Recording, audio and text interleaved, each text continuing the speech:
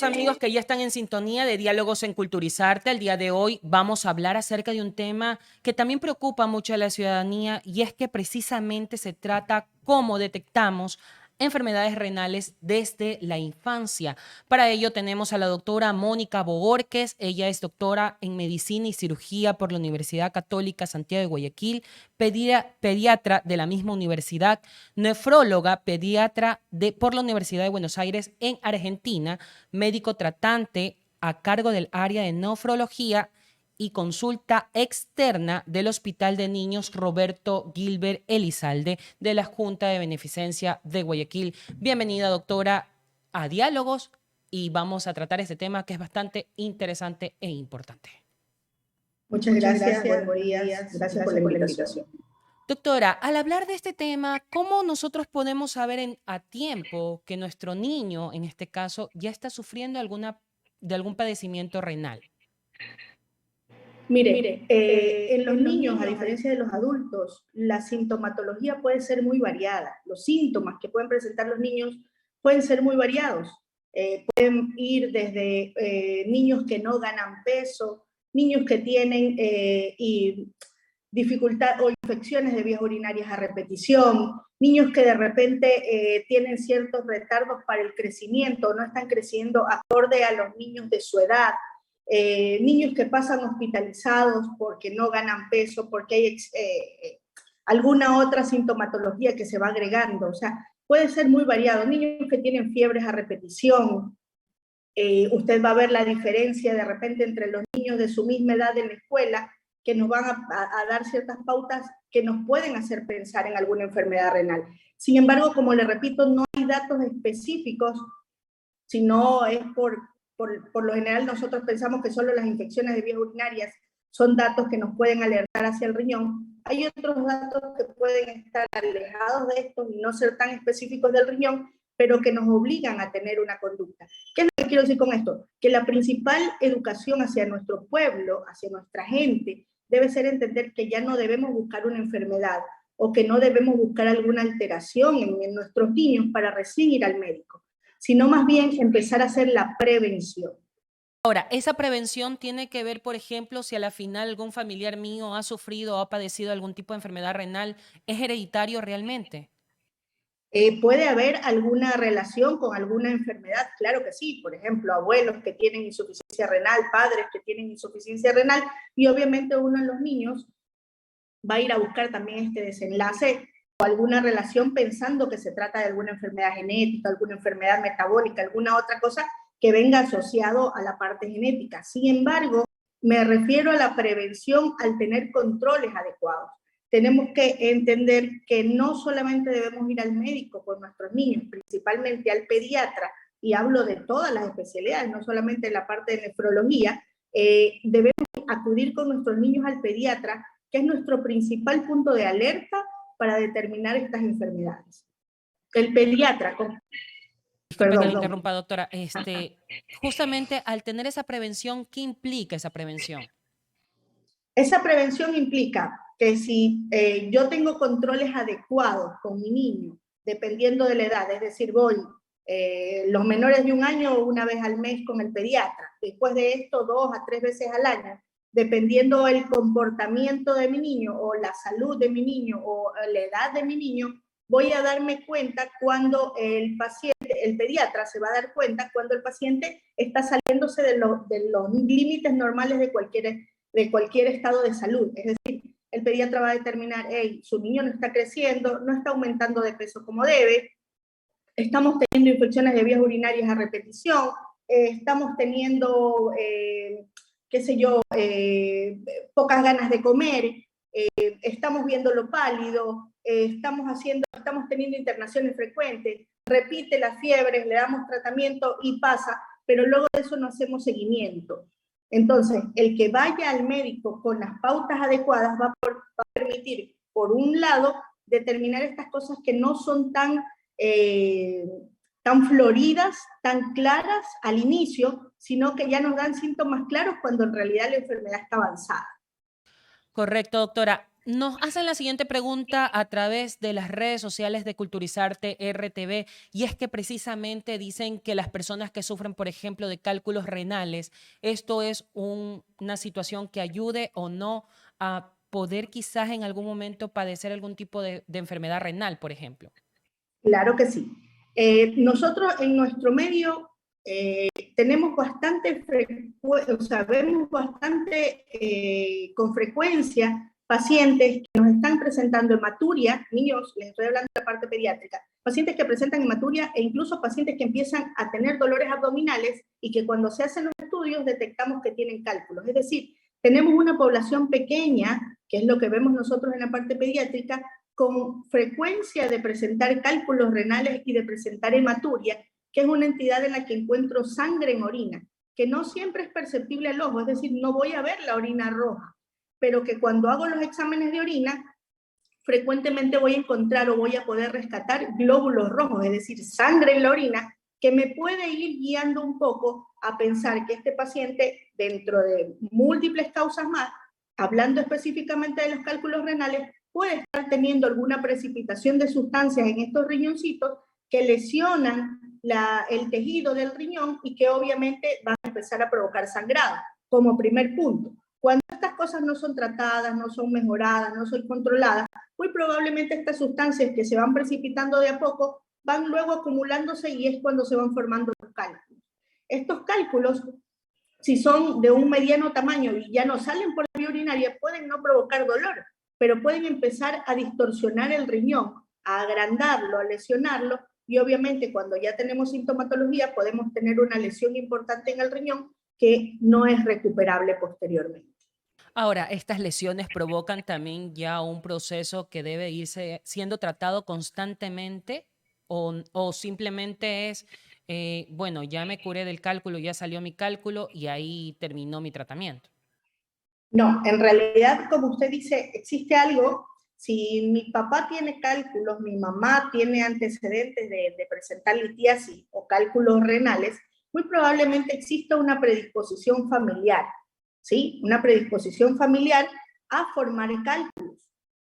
Si yo persisto con una alimentación, porque yo no puedo cambiar la parte de la predisposición, de la parte genética o la predisposición que tengo a formar los calculitos, pero sí puedo cambiar o modificar la alimentación y la hidratación, que son dos puntos importantes para tratar de disminuir la formación de los cálculos. Entonces, si yo controlo a ese paciente, mejorando la alimentación, la hidratación, cambiamos el tipo o los hábitos de alimentación y de higiene de los adultos, del resto de la familia, disminuyo la ingesta de sal y las golosinas, que son el principal y la parte predominante para la formación de cálculos en los niños, muy probablemente voy a disminuir un factor muy, muy importante en ellos.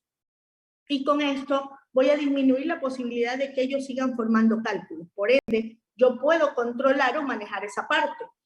Estos niños al inicio necesitarán controles más seguidos. Posteriormente uno puede ir ampliando esos controles, obviamente controlando que la familia haya entrado en el cambio de hábitos y el hábito de tomar líquidos, en especial agua, que es principal para controlar estas cosas, ¿no?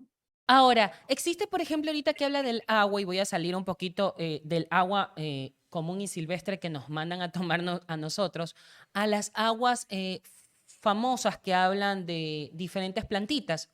¿Esto ayuda en su defecto o realmente es un mito o una realidad?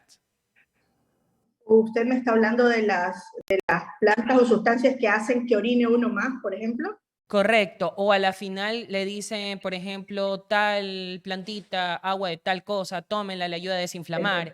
Y a la final también le ayuda a botar cálculos y a la final también le ayuda a recuperar su riñón de una manera integral. Mire, lo que hay con ciertas plantas, igual que con drogas, lo que puede hacer es que me provoca una diuresis aumentada. No me meto en la parte homeopática ni quito eso, pero en los niños tenemos que controlar muy bien eso. ¿Por qué? Porque hablamos de que utilizar una cierta cantidad de planta para hervirla en un agua puede hacerme manejar sustancias asociadas que pueden ser tóxicas considerando que es un cuerpo más pequeño, que la superficie es más pequeña que un adulto. y que estoy poniendo otras sustancias que no sé qué tan tóxicas pueden resultar al paciente pediátrico tomándolas con frecuencia. Por ende, no es una recomendación. No es una recomendación en el caso de los niños. En el caso de los adultos tendría que verse el caso. No manejo adultos, no me meto en esa parte ya. Pero en tal caso en niños no se debería hacer. Sí, no es algo que se recomiende porque no sabemos el volumen. Correcto. Ahora, ¿qué debemos hacer, por ejemplo, para cuidar los riñones? Porque mucho se habla del tema renal, mucho se habla de los riñones, pero ¿cómo los cuidamos? Porque así como todos los días tenemos que lavarnos las manos, cuidar nuestros dientes, bañarnos todos los días, ¿cómo nosotros podemos cuidar el riñón, por ejemplo? Ya. Nosotros donde más insistimos en cuidado va a ser en la hidratación. Tenemos que aprender a tomar la cantidad de agua que en los pediátricos va a variar dependiendo la edad del paciente, pero debemos acostumbrarnos a tomar agua. El agua va a permitir que las sustancias que consumo sean mucho más rápidamente eliminadas del organismo y pueda mi riñón tener un vehículo para poder transportarlas y sacarlas por la orina. Segundo, debemos mejorar la alimentación con respecto al consumo de frutas. Y estoy hablando de consumo de frutas comibles o comestibles y no tomándolas como jugo. No debemos acostumbrarnos a consumir jugo, excepto los batidos que podemos tomar de vez en cuando, las frutas que no podemos comer, ¿no? Pero todas las frutas que podemos comer y masticarlas debemos hacerlo. ¿Por qué? Porque estamos consumiendo frutas y fibra. Al consumir fibra no vamos a exceder, y consumiendo la fruta sí no vamos a exceder la cantidad de azúcar. Al consumir fibra voy a tener un mejor movimiento intestinal y un mejor vaciamiento de esta manera. Y así también voy a disminuir la cantidad de bacterias que puedo tener en algún momento en mi tracto digestivo que puede predisponerme a hacer infecciones de vías urinarias. Y un tercer punto importante es la cantidad de sal. Tenemos un consumo exagerado de sal en lo que yo llamo golosina, el consumo de cosas tanto de dulce como de sal que necesitan, al estar empaquetados, tener un conservante con cantidades de sal muy elevados, que van a provocar a la larga lesiones de hipertensión arterial y de obesidad que provocan o repercuten de manera muy, muy importante sobre el riñón. ¿Qué tipo de patologías son las más frecuentes en los niños, por ejemplo, en el tema renal? Nosotros, dentro de lo más frecuente como principal causa de insuficiencia renal crónica de niños que necesitarán algún tipo de terapia de soporte, tenemos las uropatías. Las uropatías son aquellas malformaciones del tracto de salida o de la vía urinaria que pueden provocar una lesión renal.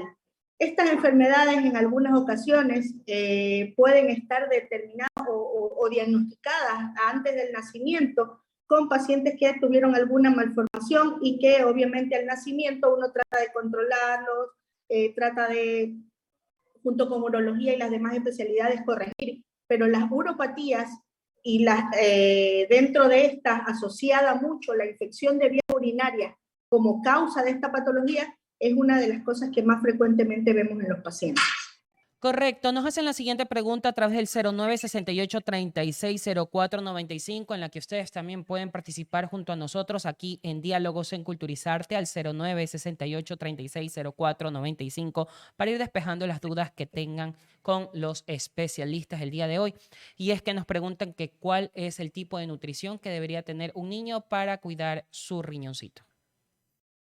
A ver, si estamos hablando de un paciente ya con alguna enfermedad renal establecida, lo ideal es manejarlo en conjunto con un nutricionista. ¿Por qué? Porque vamos a necesitar dar un aporte adecuado de proteínas. En el niño, a diferencia del adulto, no podemos dejarlo sin comer proteínas, o no podemos ser muy restrictivos en la alimentación, porque esto no va a permitir un desarrollo y un crecimiento adecuado en nuestro paciente. Nosotros manejamos pacientes en la parte pediátrica que están en todo el crecimiento. Si nosotros no damos el aporte necesario, no vamos a poder tener un desarrollo adecuado. Los niños deben de consumir carbohidratos, deben de consumir grasas y deben de consumir proteínas. Cuando ya estamos en partes o en etapas terminales de la enfermedad renal, en algunas ocasiones hay que restringir ciertos alimentos muy ricos en fósforo, muy ricos en potasio, que ya son como que mucho más específicos dependiendo de la patología, y obviamente nosotros los guiamos siempre con nutrición para tratar de mantener un balance adecuado. Luego de eso, en el paciente que no tiene una insuficiencia renal marcada, que no tiene que tener ninguna restricción, debe tener una alimentación balanceada. Y con balanceada quiero decir que puede comer todo, pero en cantidades adecuadas. Mucho tenemos nosotros una sobrecarga de carbohidratos, de azúcares e incluso de grasas con respecto a las proteínas. Eso tenemos que regularlo, y no solo en el paciente renal, sino en el paciente pediátrico de todo tipo, porque una de las cosas que vemos actualmente mucho más en boga y aumentado dentro de las patologías que vemos es la hipertensión y el sobrepeso, con asociación de diabetes, ¿no? Correcto. Doctora, nos preguntan que qué tan factible es que mi hijo no toma agua, pero a su vez les encanta más el tema de los jugos. ¿El jugo suprime al agua o no? En su defecto es un No, mito. no, el jugo no va a suprimir al agua nunca. El jugo, encima de que usted va a dar un concentrado de una solución y no va a ser tan líquida, le va a añadir azúcar, porque usted no solo hace el jugo con el azúcar de la fruta o de la porción que se está comiendo, usted añade más azúcar. Entonces no estamos dando o no lo que el cuerpo necesita para hacer un buen manejo de las sustancias o los solutos o las sustancias que tiene que eliminar por el riñón. Va a necesitar una carga adecuada de agua como tal. Debemos acostumbrarnos al agua. Ahora, doctora, hablar del agua, usted hablaba que por edades depende el tema del consumo del líquido vital, que es el agua. ¿Cómo podemos medir este tema dentro de los niños? O sea, a ver, normalmente los niños con el control pediátrico y con respecto al peso, uno sabe la cantidad que debe ir administrando. Me refiero a esto de la cantidad, ¿por qué? Porque en el adulto uno recomienda 8 vasos de agua al día. Si estamos hablando de un paciente de 2 años, es difícil que yo haga que se tome 8 vasos de agua al día o 2 litros, porque voy a provocar un sinnúmero de alteraciones en él. Entonces, las cantidades de líquidos y esto uno las va manejando con respecto al peso, y en eso es el pediatra el que nos hace la guía, y cuando ya obviamente hay algún déficit, alguna alteración nefrológica, renal, que requiera algún tipo de restricción, somos nosotros los que le indicamos más o menos la cantidad de líquido a manejar, dependiendo de la fase que curse ese momento. Es decir, una vez que se resuelva el problema, si es agudo, muy probablemente regresamos a tomar mayor cantidad de agua. Pero eso lo Doctora, manejamos en la consulta. doctora, depende de la consulta, depende del peso. Entonces, quiere decir que más o menos edad promedio, según el peso ideal que un niño puede tener, un ejemplo general podría darnos, por ejemplo, si un niño tiene el peso ideal, ¿cuántos litros de agua más o menos aproximadamente debería tomar? Claro, si estamos hablando de un niño de 1 año y medio, 2 años, debería estarse tomando 1 litro, un poquito más, 1100 por ahí de líquido al día, ¿sí? Con que sobrepase el litro es bastante bueno, y es lo que muchas veces necesitamos los médicos. Si ya estamos hablando de un niño de 15 años, de 16 años, que ya son grandes, ya tienen mayor desarrollo, muy probablemente ya se acerquen más a tomarse los 2 litros de agua, ¿no?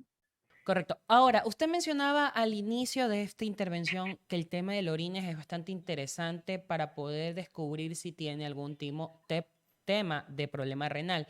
Ahora, al hablar de este tema, del tema del orine en el niño, cuando ya nos damos cuenta de que se ha detectado o que hay alguna situación que está sucediendo, es ¿cuál sería el siguiente paso para que nuestras personas que nos están viendo, que quizás a la final tienen algún tipo de duda o circunstancia, cuál sería el siguiente paso después de ir al médico? Sí, ¿cómo sería el tratamiento que debería seguir?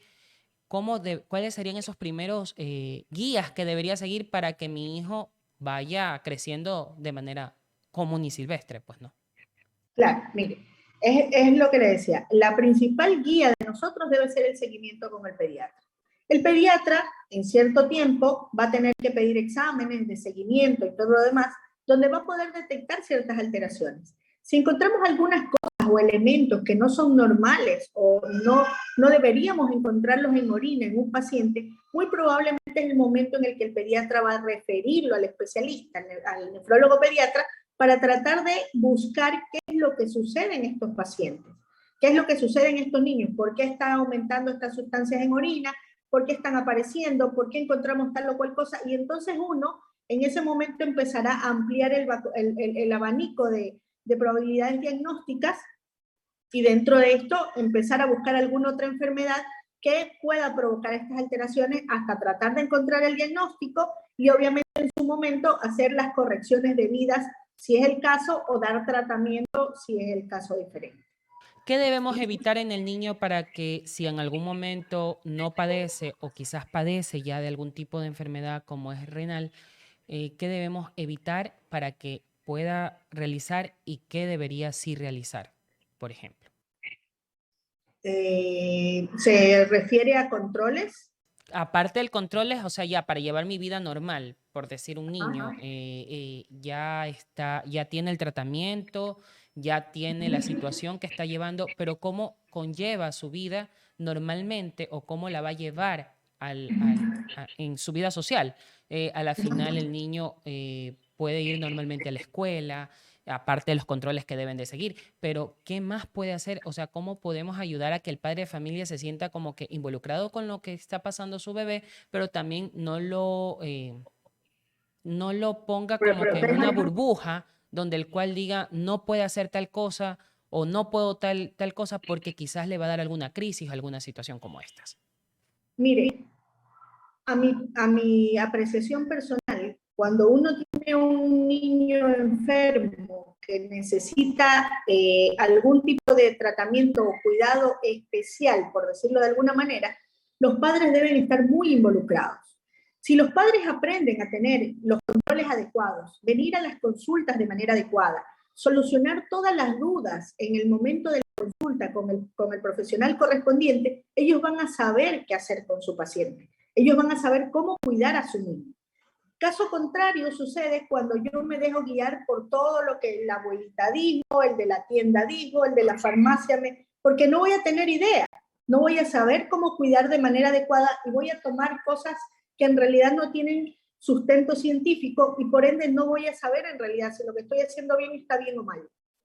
La principal indicación con un paciente que requiere algún control médico particular es que papá y mamá estén involucrados en el conocimiento de la enfermedad, más aún si estamos hablando de alguna enfermedad crónica, que papá y mamá estén involucrados, que acudan a consultas, tal vez no juntos, porque entendemos que el medio, el trabajo y todo lo demás es una cosa bastante difícil en la actualidad, pero que sí acudan y que se empapen de manera directa de qué es lo que padecen sus niños, qué es lo que pueden hacer y qué es lo que no pueden hacer. Al tener un tratamiento, nosotros lo que menos queremos es involucrarnos en alterar la vida normal y el desarrollo normal de un niño. La idea es tratar de darle un soporte adecuado para que él regrese a la escuela, haga su actividad, juegue y crezca como un niño adecuadamente, ¿vio? Correcto. Nos preguntan lo siguiente, si en el caso de existir una enfermedad renal, ¿cómo diferenciar entre una enfermedad renal y una infección que puede quizás a la final confundirse con esta situación? Bueno, si las infecciones se mantienen o las infecciones son fuertes, severas, que atacan al riñón, pasan a provocar una enfermedad renal. ¿Sí? Es decir, si tengo un niño que hace infección de vías urinarias, le doy antibiótico y a los 15 días otra vez hizo infección y le vuelven a dar antibiótico y vuelve a repetir un evento, muy probablemente el paciente esté haciendo alguna lesión renal que me vaya a provocar una enfermedad renal crónica. Ahí está la importancia de buscar el especialista cuando ya estas cosas pasan. Si ya estoy teniendo un evento que puede ser fortuito, listo, se lo maneja el pediatra, lo ve, muy probablemente va a saber cómo manejarlo y medicarlo.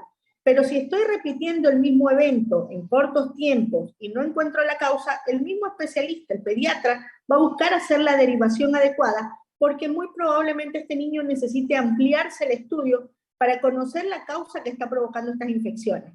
Las infecciones de vías urinarias, cuando atacan al riñón, provocan lesiones llamadas cicatrices. Estas cicatrices, la parte del riñón que afectaron la dejan sin funcionar. Es decir, que cuando yo tengo infecciones de vías urinarias a repetición, provoco tantas lesiones en el riñoncito que voy a tener en algún momento un riñón sin función. Y en ese momento el paciente va a tener... ¿Sí? Sí, doctora, sí, continúe. Y en el momento en el que tengo tantas infecciones a repetición y tan afectado el riñón, muy probablemente ya voy a tener una insuficiencia renal en ese paciente. Esas son las cosas evitables. Hablar de ese tema, las inflamaciones, por ejemplo, que se dan en las vías urinarias, que son muy frecuentes en el tema aquí, por ejemplo, aquí en la costa, por el tema del sol, por el tema de varias situaciones que se conllevan, o generalmente cuando uno está en la escuela, generalmente se sienta en un piso caliente o alguna cuestión. Todos estos tipos de situaciones ayudan también a tener infecciones o quizás también el tema de vías urinarias. ¿Esto podría también hacer en algún momento daño a nuestro sistema de riñón? En realidad esas inflamaciones pasan cuando ya hay molestias para orinar, que ardor, que pujo, que me estoy haciendo pipí cada 5 minutos, voy al baño y regreso. Ya son tipos de inflamaciones del árbol urinario que pueden ser bajas y que si no son tratadas, no son controladas, muchas veces asociadas a lo que ya dijimos, a estreñimiento, a mala hidratación, a malos hábitos de higiene, van a provocar una proliferación de bacterias que muy probablemente pueden llegar a provocar una infección de vías urinarias que toque el riñón y entonces vamos a entrar en el grupo de lo que hablábamos anteriormente, de las infecciones que lesionan el riñón y que luego provocan insuficiencia. Es decir, no deberíamos tener molestias en mi paciente, no deberíamos tener molestias en el niño, y si el niño nos está dando algún dato de alerta con ese tipo de molestias, debe ser suficiente para que acudamos al médico y que encontremos y que tratemos de buscarle la solución. Doctora, ya siendo las 10:31 aquí en Diálogos en Culturizarte, hoy justamente 16 de noviembre, casi digo otra fecha, 16 de noviembre del 2021. Doctora, me preguntan que nos envíen consejos prácticos para las personas que debamos de cuidar los riñones desde la infancia. Consejos prácticos, la hidratación es el principal punto. Por favor, debemos aprender a tomar agua. Y ese hábito debemos inculcarlo los adultos. Si los adultos no tomamos agua, si no hay dispenser de agua en casa y acostumbramos a tener jugos todo el tiempo, a tomar gaseosas con frecuencia, muy probablemente nuestros niños crezcan con esa cultura y no aprendan a cambiar ese hábito, ese mal hábito, y entonces tengamos complicaciones. Segundo, la cantidad de golosinas que consumen nuestros niños deben estar restringidas. Debemos exigir la alimentación con vegetales, legumbres y frutas todos los días. Si nosotros revisamos, comemos vegetales y legumbres 3 a 4 veces a la semana y el resto de días no. Eso debe ser parte fundamental de nuestra alimentación. De esa manera vamos a mejorar muchos hábitos, sobre todo los hábitos evacuatorios, que nos van a ayudar a que nuestros niños no se contagien, no se contaminen y obviamente no provoquen infecciones de vías urinarias. Las evacuaciones con frecuencia en los niños pequeños, el ir al baño de manera adecuada, insistirles con horario en ir al baño, que hagan pipí y que hagan sus necesidades, sus heces, y no aguantarse. Es muy frecuente que veamos a nuestros niños actualmente aguantarse las ganas y cuando ya no están o hay escapes, encontramos escapes de popó en la ropa interior o encontramos escapes de orina en la ropa interior. Eso es lo que debemos insistir para que esto no nos suceda.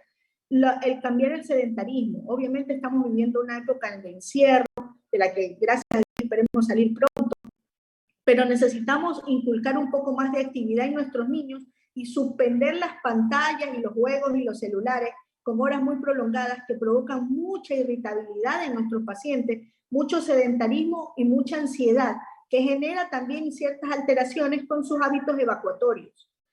Doctora. Y la sal sobre el todo consumo del tema de la sal. Doctora, muchas gracias. El tiempo se nos ha hecho bastante corto el día de hoy para seguir conversando sobre esta temática, pero en tal caso, doctora Mónica Bohórquez, ella es médico tratante del área de nefrología y consulta externa del Hospital de Niños Roberto Gilbert Elizalde de la Junta de Beneficencia. Gracias por haber estado el día de hoy en Diálogos en Culturizarte. Hoy ha sido un diálogo bastante interesante. Gracias, doctora, por estar junto a nosotros. Recuerden, ustedes pueden seguirnos a través de las redes sociales en @culturizartertv. Soy Carlos Aguilar y conmigo será hasta el próximo martes, si Dios lo permite. Culturizarte Radio, siempre contigo. Centros de capacitaciones y terapia psicológica integral para todas las edades. Comunícate ahora con nosotros al 099-215-2873. 099-215-2873. Encuéntranos en redes sociales como @catexi. Culturizarte Radio, 24 horas junto a ti. Culturizarte Radio, 24 horas junto a ti. Si aún no sabes cómo impartir tus clases de manera fácil, entretenida y didáctica, te brindamos la solución. Gescolar, plataforma de gestión escolar. Ofrecemos herramientas como agenda virtual, recursos académicos, evaluaciones en línea y mucho más. Contáctanos ahora al 0990 66 0821 y encuéntranos en redes sociales como @gescolar.es. Es un placer atenderlos. Estudio de grabación Tito Hansel Music. Ofrece a su público grabaciones en audio y video. Nos encuentras en redes sociales como THTV Music. La música que a ti te gusta.